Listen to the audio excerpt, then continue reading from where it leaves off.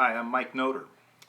This is a Mike for Spokane update for June 15th, 2015, the week ahead. It is the second update. The first update had to do with the irregularities and the recent news with the Spokane Police Ombudsman's Committee. I spoke about that in an earlier video and discussed solutions and a path forward. So if you want to check that out, you can see that other video. This video has to do with public-private deals, favoritism of some entities in the Spokane area, mostly the downtown core, and the specific issue about the additional site cleanup for the Grand Hotel that just went in. Recently, the City Council has voiced objection to the ratepayers paying additional money to pay for a $318,000 bill to remove environmental materials. Now, before I get into this controversy, which is kind of minor, it's really the favoritism of the wealthy and not for the poor or the less advantaged that I want to address, but the specifics of the environmental cleanup deal on this one project across from the convention center is what I want to address. But before I do, I want to be clear that this is not a criticism of the owner of that hotel. It's not a criticism of Walt Worthy, who has done a lot for our community. He has restored the Davenport Hotel. He puts people to work, and he's the kind of person that I think we want here in Spokane. His job, or in his interest, he should negotiate the best deal that he can, and if he can get the city to pay for certain stuff, more power to him. This video and this focus is really on how is our city council, our mayor, and the proxies of government, the bureaucrats, how are they negotiating for the individual ratepayer, and are we providing favors to some, the well-connected, that we won't for others? Now, in the cleanup itself, I want to go back to when we acquired that property, and it's a nice city block directly across from the convention center. Pretty nice place to have a hotel if you're going to be in that business. When we acquired that property, we were told that that site was being cleaned up. And I went by the site, and they over-excavated that site. That whole city block, they went down deep. I don't know if they went 30 feet, but they were 20, 25. It was a lot.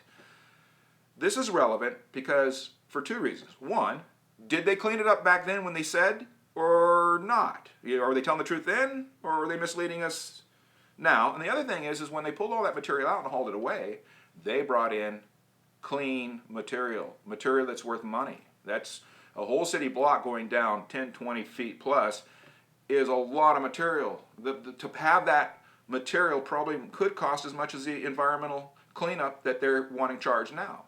And so I'm asking is, did we get credit for those materials in this deal that we negotiate, this sweetheart deal? And when I say sweetheart, it is a nice deal. It's a good deal for whoever owns that property. If you put that out and you ask for proposals around the nation or even the world, and you say that you're going to put a full city block and you're going to put a taxpayer-funded skywalk directly into these live events, the Hiltons, the Marriotts, the Radissons, these big corporations are going to look at that and they're going to go, yeah, they're going to look at it hard. They're going to probably invest and put a hotel here, and they will cover all these costs, and they don't expect subsidies. That's a very lucrative deal. That's a 100-year deal. So we've cleaned up this site. We've told the citizens a decade or so it was clean of environmental materials. Now the city and its proxies are saying, well, we had to do this deal, we had to give a special deal because it was very important to save the aquifer, and that we need to clean this remediation up. Well, if that was the problem and they had dug down that far and there was more to go, why didn't they keep going? And the other question is okay, they did hit more materials. How much?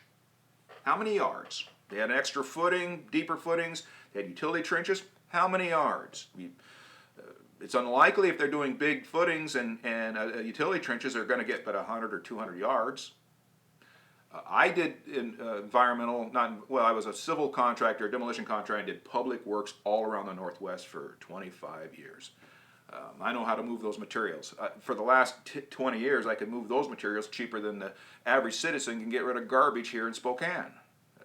Usually the cost of environmental remediation is really about government and agencies and consultants piling on, and they're all leeching off the taxpayer. But if you think that stuff's hot and you put it into a truck and you use hazmat qualified haulers and you take it straight to chemical waste, I'm moving it for less than $100 a yard. So how many yards of material was this additional cleanup? How much did they really do? How many yards were moved? Now, they could have done the additional footings. They may have done a super deep garage and got into plenty of materials, and yeah, it may be worth the $300,000. It may be a good deal. But the materials, did we get credit for that? And there's a bigger issue here, though. Okay, so we entice one player to tap into the convention center, this entertainment venue, when we have a convention center that probably isn't doing that great. I mean, I think they do about $11 million in revenue, and it includes the arena and probably the fairgrounds, but they show about a $500,000 surplus, at least that's what I heard it was in the last year. But that's with $2.5 million worth of taxpayer subsidies. So you take away those taxpayer subsidies, and it loses $2 million a year. Nice facility, don't get me wrong. I mean, people enjoy it, but what is going to happen when you have a private business now tapping directly in there with 80,000 square feet of facility, and they're creating a competitive landscape now? I don't know how good a businessman that Walt Worthy is, but I'm going to bet that he is going to eat the convention center's lunch. He is going to take market share. He's private sector. He's probably going to be able to deliver better value, better pricing, more responsive, better service. It's hard for public agencies to be competitive with the private sector. And now we have a nice hotel, nice facilities with a lot of amenities that can reach in there and take a lot of that business.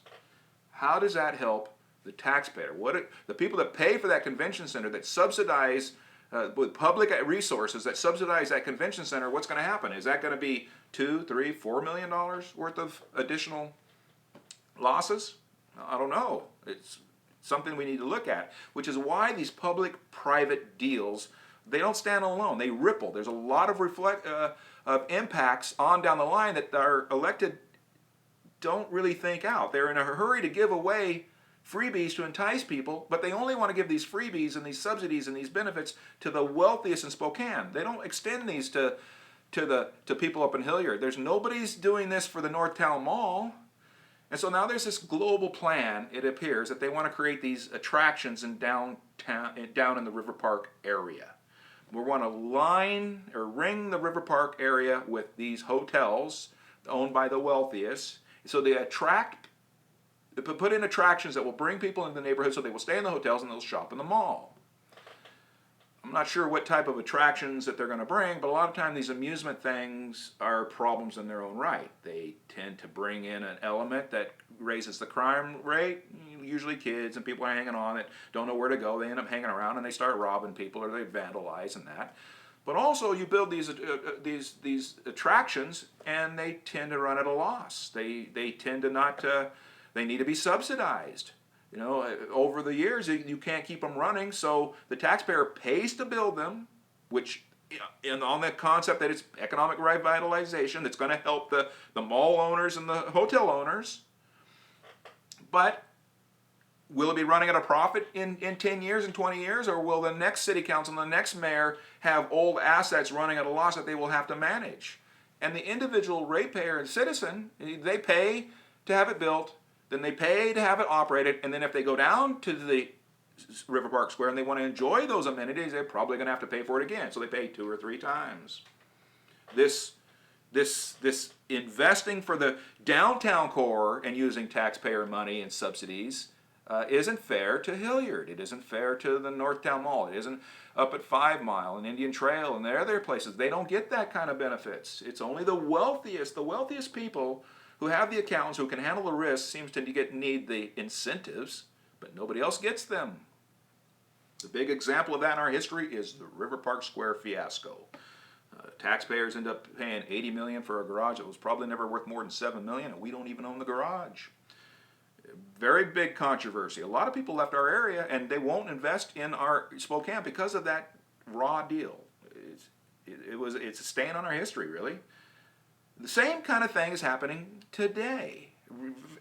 Right when we have this controversy with the hotel and the soil remediation, 4 or 5 blocks down the street, the Riverpark Square is expanding directly into, I think it's Wall Street, 17 feet. 200 feet along the mall there is going to go out 17 feet. That's 3,000 square feet of plus, give or take, of square footage that is worth way more than the 170,000, 175,000 it passed for.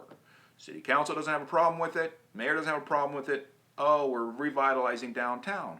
But that property is worth at least $500,000, probably $1 million. Even if a thin slice of 17 feet that long, in that location is worth some dough.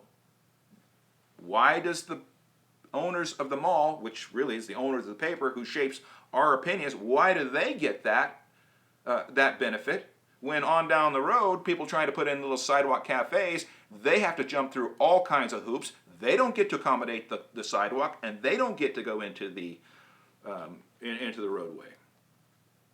So getting back to the Walt Worthy deal, the Grand Hotel. It's really not Walt Worthy, it's the Grand Hotel, and like I said before, I don't consider him to be the problem. The council president and the city council people who have a problem with this $300,000 are probably right to point out, yeah, there's some favoritism there. It's a pretty sweet deal. But they're not raising a peep for when it happens for the owner of the paper, because a lot of these people are more concerned about what the paper will write about them than they are about standing up for the citizens and the taxpayer and the rate-paying public. It's easy to point this stuff out. How do we get to a solution? And this is a solution that I would like to propose to the council president and the city council members who have a problem with this, the citizens paying for the soil cleanup. It's $318,000. All evidence says that there's an implied contract there. We were talking about this cleanup 9 months, a year ago. To say that nobody knew about it now seems disingenuous. In the end, Walt Worthy is probably going to prevail if it goes to court. I can't say for sure, I can't predict the outcomes, but the hotel is built. We need to get this behind us. The $300,000 in the long run is insignificant to the size of a $100 million project, which is what that probably was. Walt Worthy, it did get a pretty good deal here. I don't think he can deny that. He negotiated the deal. We gave him the deal through our elected officials. That's on us. That's not on him. But I do believe that Walt Worthy cares about his community. I don't know the man, but I think that there's never intention to really get up on the community. It's his intention is to provide a great facility, a great entertainment attraction, a great lodging facility, and do us proud. And he's probably going to do that.